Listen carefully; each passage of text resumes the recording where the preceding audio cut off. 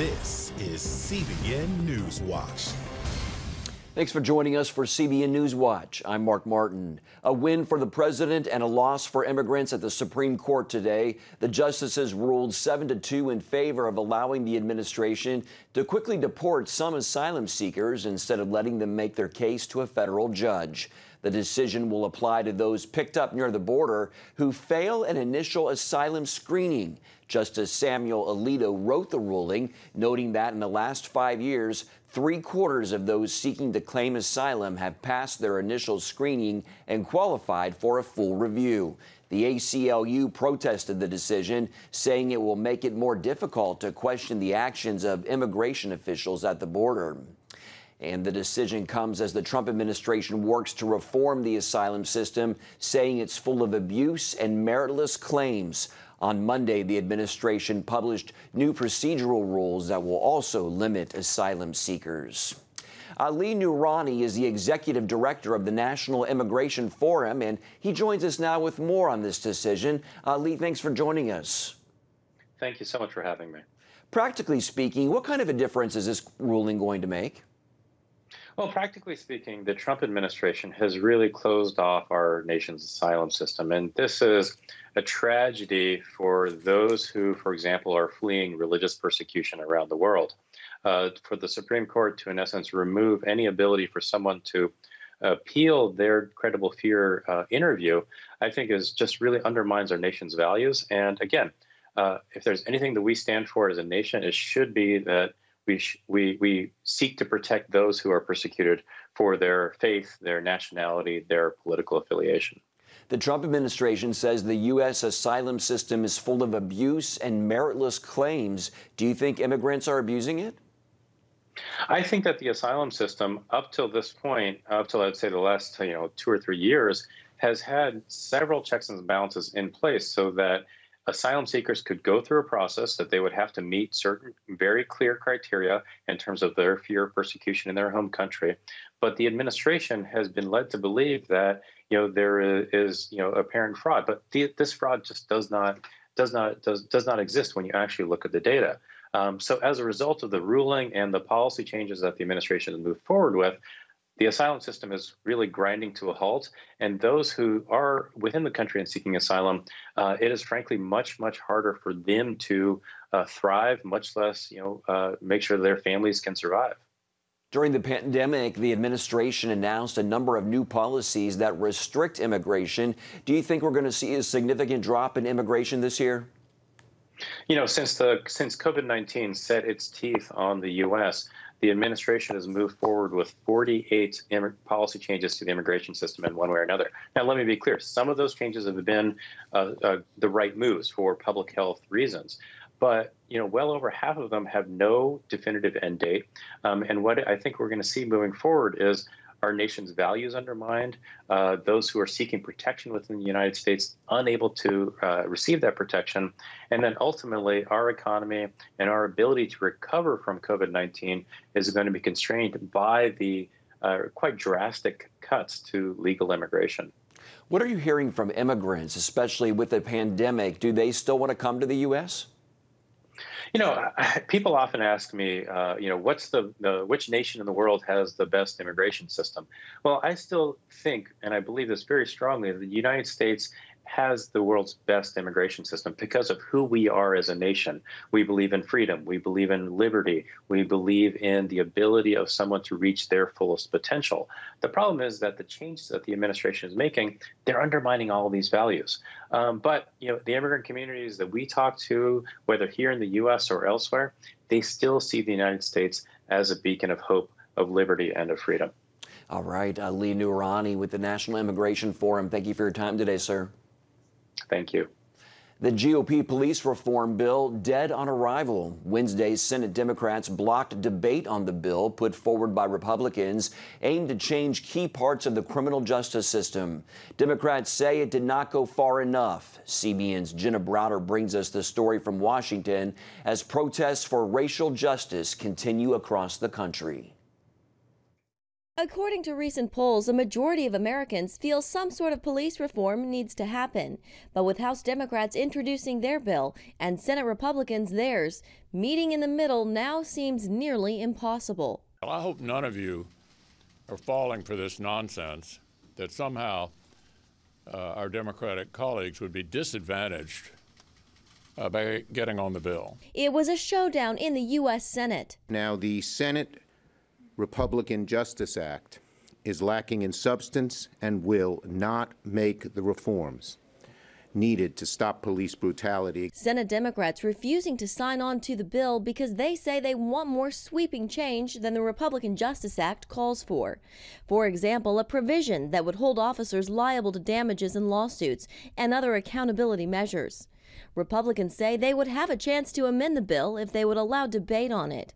But Democrats don't trust that promise. But I, for one, do not intend to be played. You gotta be kidding me. Senator Tim Scott wrote the bill. Because the who matters. They cannot allow this party to be seen as a party that reaches out to all communities in this nation. He accused Democrats of punting on the issue until after the election and abusing what he calls their monopoly on black voters. And no matter the loyalty of the people, the return they get will always continue to go down, because in monopolies, you start devaluing your customer. Senator James Lankford co-sponsored the bill. We were 4 votes short of opening debate to discuss it. Every single Republican voted for this, and a handful of Democrats, but the vast majority of Democrats actually said no. We don't want to debate this bill. We will only debate the Pelosi bill when it comes out of the House. Well, that's absurd. Meanwhile, loved ones are burying victims of police-involved shootings. In Atlanta, Rayshard Brooks' family said their final goodbyes. He was shot after resisting arrest outside a Wendy's restaurant. But in Washington, stalemate and failure are the order of the day, with Lankford blaming Democrats for the Republican bill's failure. We've been through this journey so many times where we'll see a black man be killed, and we'll all watch the footage, and the whole country rises up, and Congress starts debating, and then it stops. And it stops because of silly stuff like this. The House is expected to pass its police reform bill today, but Senate Majority Leader Mitch McConnell has already given it a thumbs down. In Washington, Jenna Browder, CBN News. As protests for social justice continue and violent protesters topple statues, the question of it resolving anything and affecting real change is up for debate. I spoke with national news radio host Todd Starnes about what's happening and what it could mean for America's history and its future. Todd, statues are toppling across the nation, and not just ones of Confederate history. What's happening in these cases?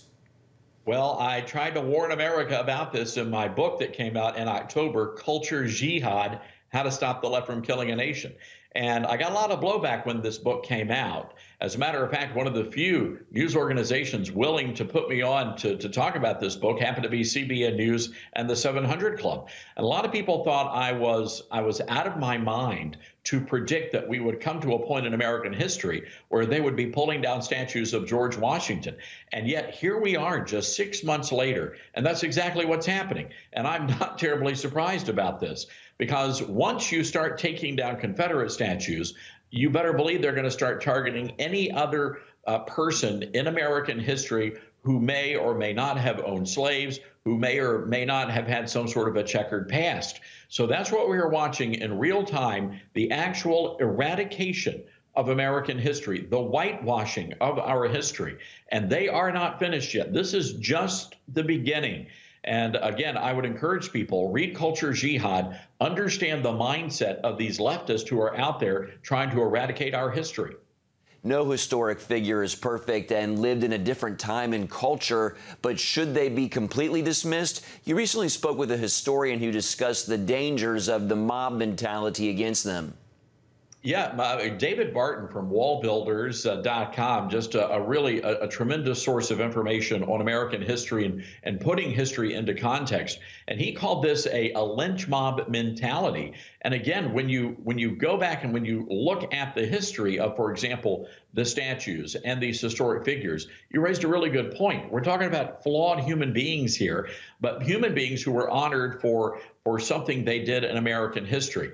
For example, U.S. Grant, Ulysses S. Grant, one of his statues was torn down. This was a man who did incredible things for the African American community in the years after the Civil War. Francis Scott Key, George Washington, and now, of course, Teddy Roosevelt, whose iconic statue, and anybody who's seen Night at the Museum knows that Robin Williams played that character. Not only is the statue coming down, here's what I want to know, Mark. Is it possible that we could see that movie come under attack? This all began, of course, with peaceful protests over the wrongful death of George Floyd by a police officer, but it's gone well beyond that into something more that really has nothing to do with that, wouldn't you say? Well, I think that's a pretty accurate assessment of the situation. Again, I mean, I think everybody in the country agrees that what happened to George Floyd was reprehensible, and those police officers will be held accountable. They will be brought to justice. I have no doubt about that. But again, this is something much larger than that. This is about the eradication of a culture, of the American way of life. And I think it's incumbent upon all of us as freedom-loving Americans to stand up and fight back and say, you know what, we're not going to tolerate this lawlessness in the streets anymore. All right, Todd Starnes, thank you so much for your time, sir. Thanks, Mark. In other news, the coronavirus crisis is moving at a dangerously fast pace, according to the Centers for Disease Control. The state of Texas is actually pausing its reopening, with the governor saying he doesn't want to cause businesses to have to close again. The CDC predicts the U.S. could see up to 150,000 reported COVID-19 deaths by July 18th.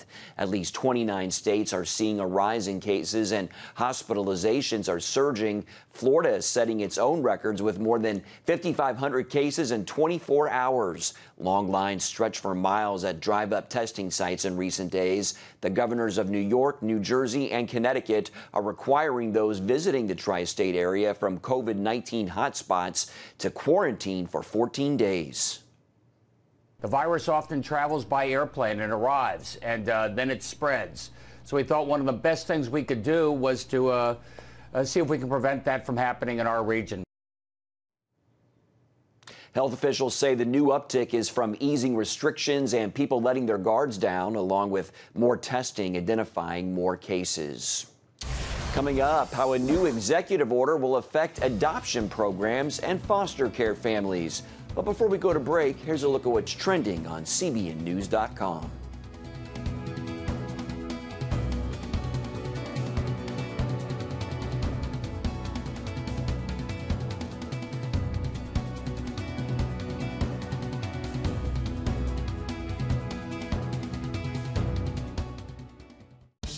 Introducing the CBN Bible from CBN.com. Now, an easier way to study the Bible and grow in your faith. Highlight your favorite verse. Read separate versions at a glance. Click and read a commentary. Or cross-reference your favorite verse using the Strong's Concordance. All the right tools to study the Bible, all in one place. The CBN Bible, available at cbn.com/Bible or the iTunes App Store. This is CBN NewsWatch. Thanks for joining us. Watch breaking news, exclusive stories and programs, credible news reporting. We show you what's happening in the world and how you can pray about it. This is CBN NewsWatch, because truth matters. Weekdays at 5 on the CBN News Channel. Yes, right on time. From Superbook. Pepper's Pizza Palace is donating pizza for everyone today. Wait. I have big plans today. Trust in God even when times are tough. He has a plan for your life. Hey, we're gonna be late for the grand opening. My parents want me to help with this outreach thing, feeding the community. What am I supposed to do here? Superbook! Join the Superbook Club and get Superbook The Birth of Moses, plus 2 copies to share with others, all for your gift of only $25. Pharaoh ordered all newborn Hebrew boys thrown into the Nile River, and I have a 3-month-old brother. The Birth of Moses. Yours for a gift of only $25. What will you do the next time the soldiers come? I do not know, but I trust God has a plan for all of us.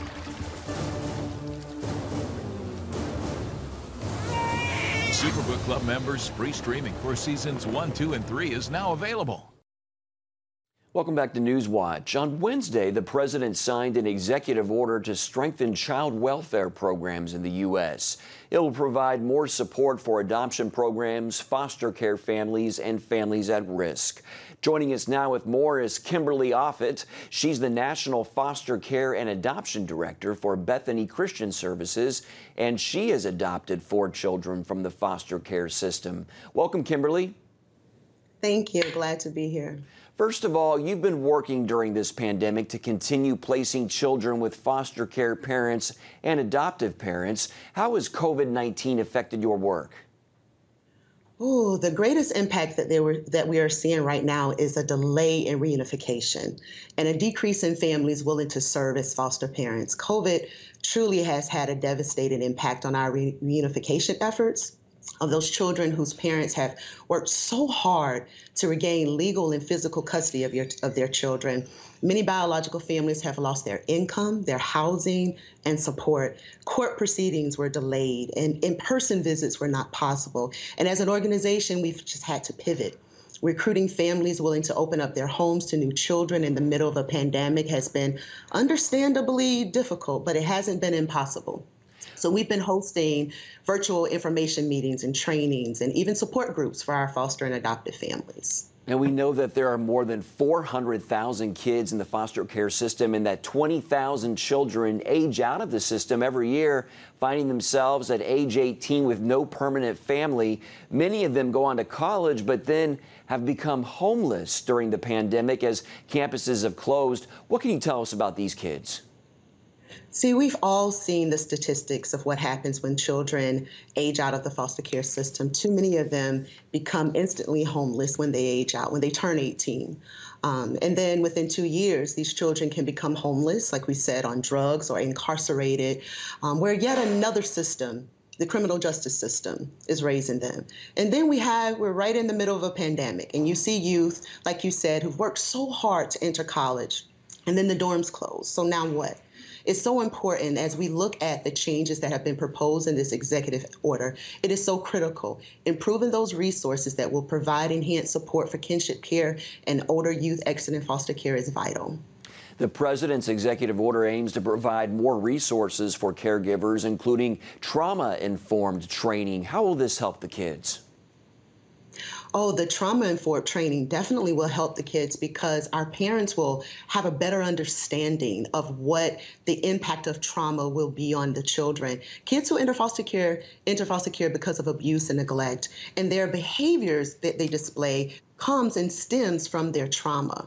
And so if we have families who understand trauma, then they can keep these children safe. They can bring them to healing and wholeness within their home. And then you'll see more of a better transition in the families and safety and security with those children. The executive order also will strengthen partnerships, I understand, between state agencies and public, private, and faith-based organizations like Bethany. What are you hoping to see happen? Well, I'm telling you this, we definitely applaud the executive order's approach because it underscores the need for all groups, government, states, nonprofit partners, faith communities, and families to work better together for the sake of vulnerable children. One sector of society can't meet this need on its own. It takes all of us working together. So we're very, very excited about this and grateful for the opportunity to continue working with them on that.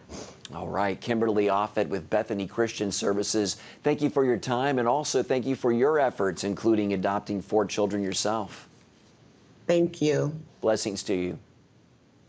Well, still ahead, how tensions between Turkey and Iraq are affecting Christians and other minorities in the region.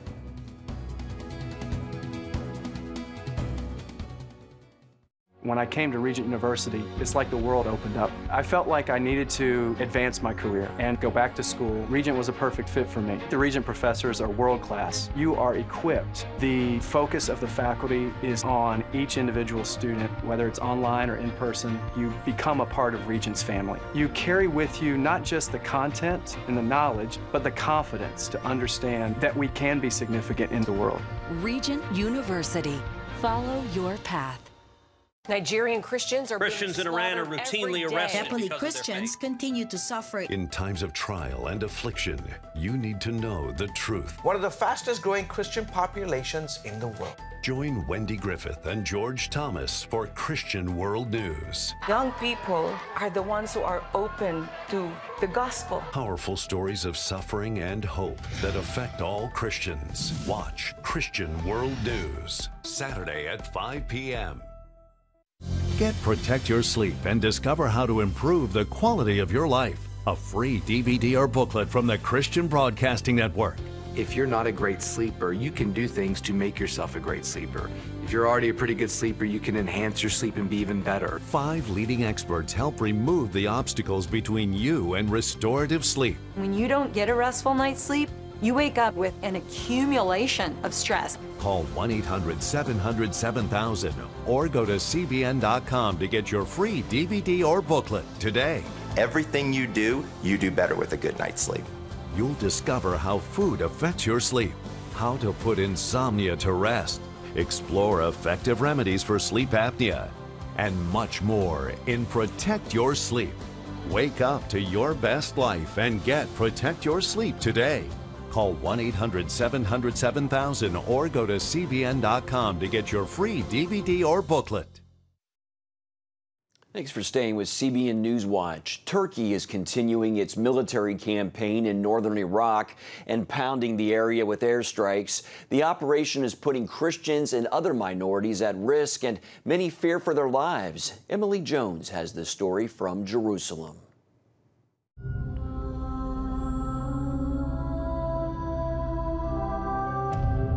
Welcome to Jerusalem for this Inside Israel report, where we show you what's happening in Israel and the Middle East.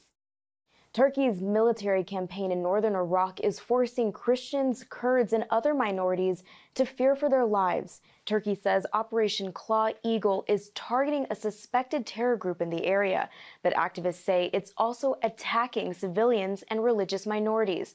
Residents in the Iraqi border village of Kashani were seen packing their bags, unable to cope with the constant airstrikes in their area. We loaded our households and we're heading down. And we are scared because of the Turks. We don't want our kids to be killed, so we have to leave.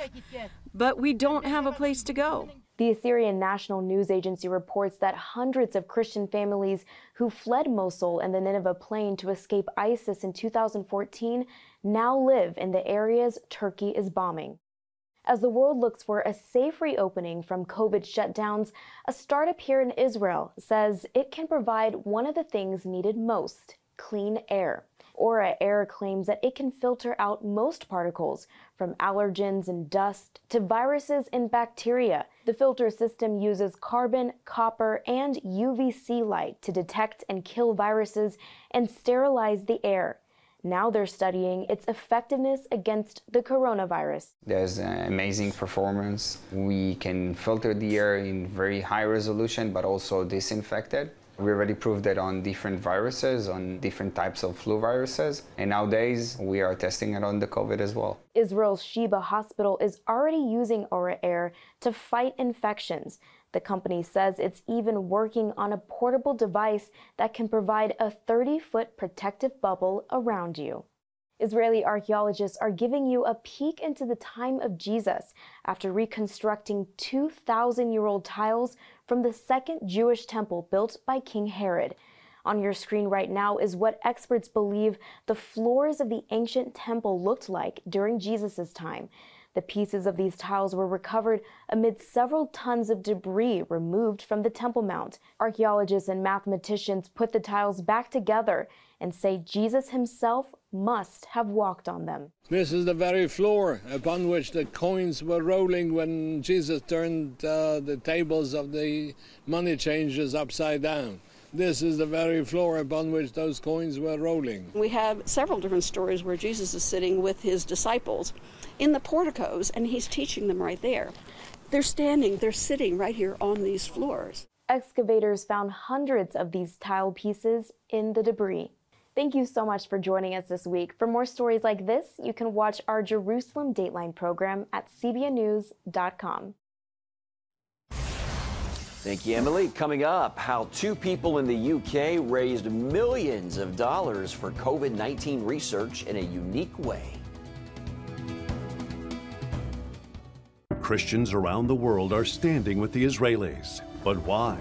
In CBN's free magazine, Friends of Israel, you'll discover why Christians are supporting the Jewish state, how Israel is fulfilling prophecy as a light to the nations, and ways you can pray for the people of Israel. Israel needs the support of friends like you. Call now or go to cbn.com to get your free copy of Friends of Israel. Heavenly Father, we do thank you for the work of your Spirit, Lord God, with this movement of getting the Bible, yes, Lord, into public schools.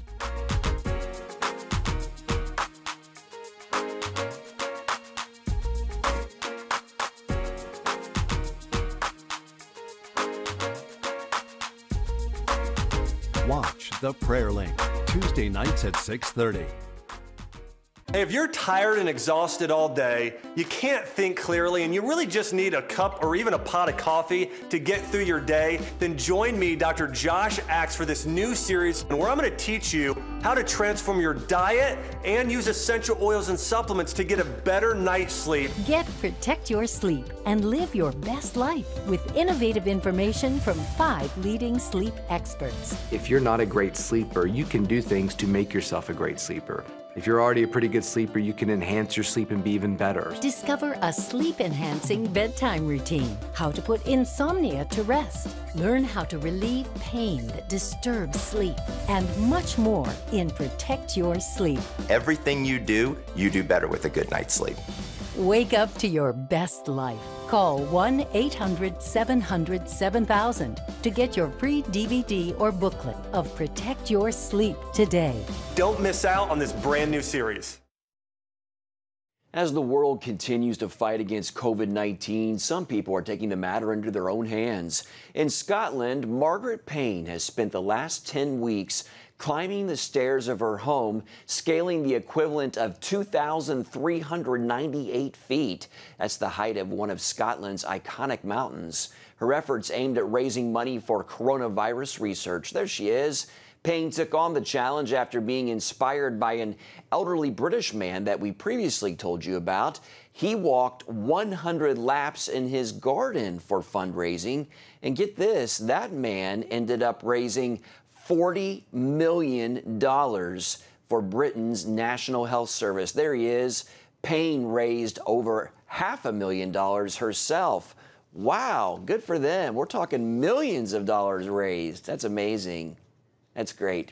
Well, that's going to do it for this edition of CBN NewsWatch. Remember, you can find more of our news programs on the CBN News Channel anytime or online with cbnnews.com. Also, tell us what you think about the stories you've seen by emailing newswatch@cbn.com, or you can talk to us on Facebook, Twitter, and Instagram. Hope you'll join us next time. Have a great day.